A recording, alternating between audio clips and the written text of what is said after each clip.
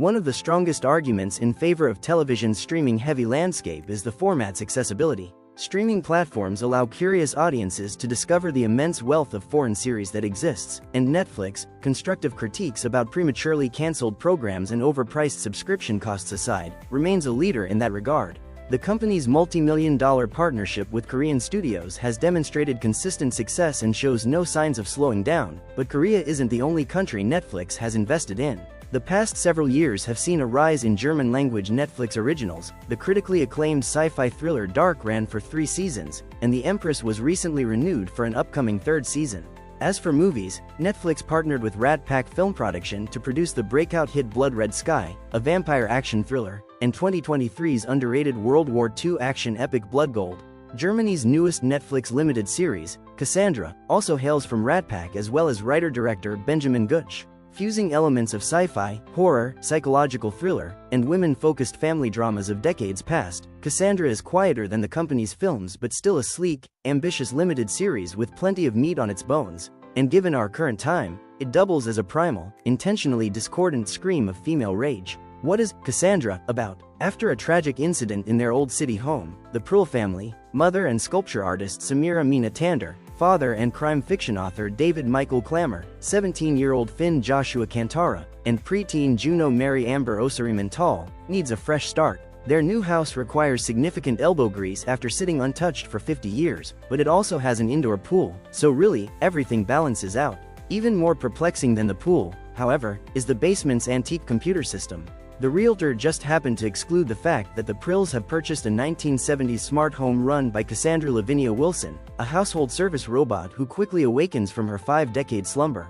Tall, red, and topped with a television screen broadcasting a woman's face, Cassandra cheerfully dubs herself the family's fairy godmother. Certainly, she can perform all those annoying, menial tasks, washing the laundry, mowing the lawn, brewing the morning coffee. But things feel ominous from the moment Cassandra casually runs over a mouse and leaves a trail of blood and crunched bones throughout the house. She showers effusive attention upon the children, appreciatively eyes a naked David, and resentfully critiques Samira's every move. Even though the tense situation rapidly escalates into active threats and physical harm against Samira's person, her family doesn't believe Cassandra's intentions are nefarious. The lonely Juno draws comfort from Cassandra after yearning for her working parents' busy attention, and David just believes his wife's already strained mental health is crumbling into hysteria.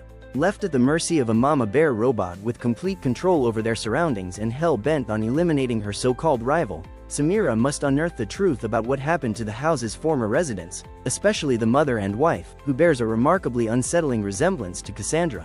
Cassandra is a psychological thriller with social bite. To say Cassandra hits the ground running is both an understatement and a compliment. Pacing can easily make or break a series' potential, and it remains a notoriously tricky element to navigate in today's era of truncated episode counts. At 6 episodes, all of which were provided for review, Cassandra runs the same risk of losing its promise or compromising important emotional beats in its corporate-mandated rush to reach the finish line. Thankfully, this series stops to breathe between plot points, imparting important character insights via quiet conversations without sacrificing the tension always simmering off-screen. As the greater mystery unspools, the series' science fiction elements facilitate its commentary on how rigid gender roles can poison everyone's lives, not just women, but women are still the ones whose truths, desires, and lives die upon the altar of male hubris. Admittedly, even Cassandra's excellent pacing doesn't leave enough room for a truly profound or new excavation of these themes.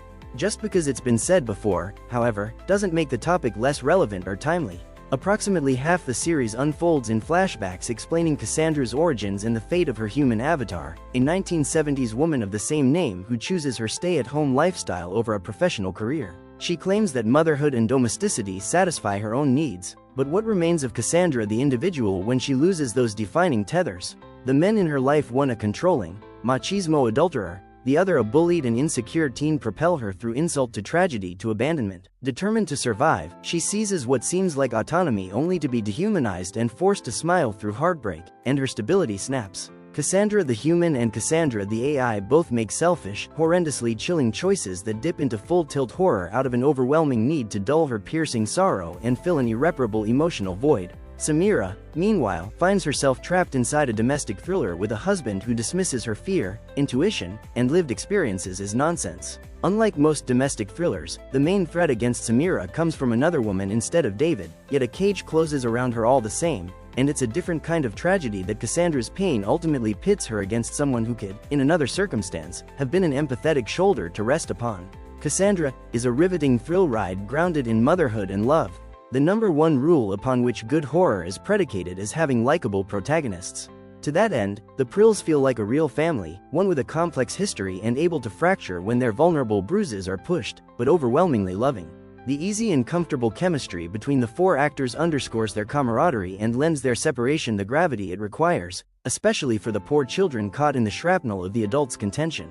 Tander's Samira is an empathetic and grounded force to Clamor's David, who means well but misses the forest for the trees, while Kantara and Tal are utterly delightful as Finn and Juno. Finn, an openly gay teen boy, is confident and unapologetic in his identity but weary of adjusting to a new school filled with bigoted classmates, and his budding, smitten at first sight relationship with a closeted fellow student Philip Schnack is handled with deft care. Tal's Juno is perfectly sweet, sincere, and bubbly, which, in turn, makes her vulnerable, scarred softness all the more heartbreaking. Appropriately enough, however, Wilson is Cassandra's ultimate scene stealer. As the human Cassandra, she personifies lithe elegance on the surface while her tumultuous insides roil with virtually every shade of despair, fury, and pain even an affluent white woman can endure. As the unhinged, vicious, and heartbroken Cassandra projected onto the television screen, one almost expects her to unhook her jaw like a snake ready to devour her prey, or let loose a never-ending scream into the unfair night. Her morally dubious choices are meant to discomfit, and ultimately, we're meant to understand them as an empathetic tragedy. Given the series' underlying themes, one can't help but wonder if Cassandra intentionally references the mythological figure of the same name who prophesied the truth, raised alarms, and was silenced for it. Cassandra the series, meanwhile, is heard loud and clear. Cassandra premieres February 6 on Netflix. Gives Cassandra a 8/10.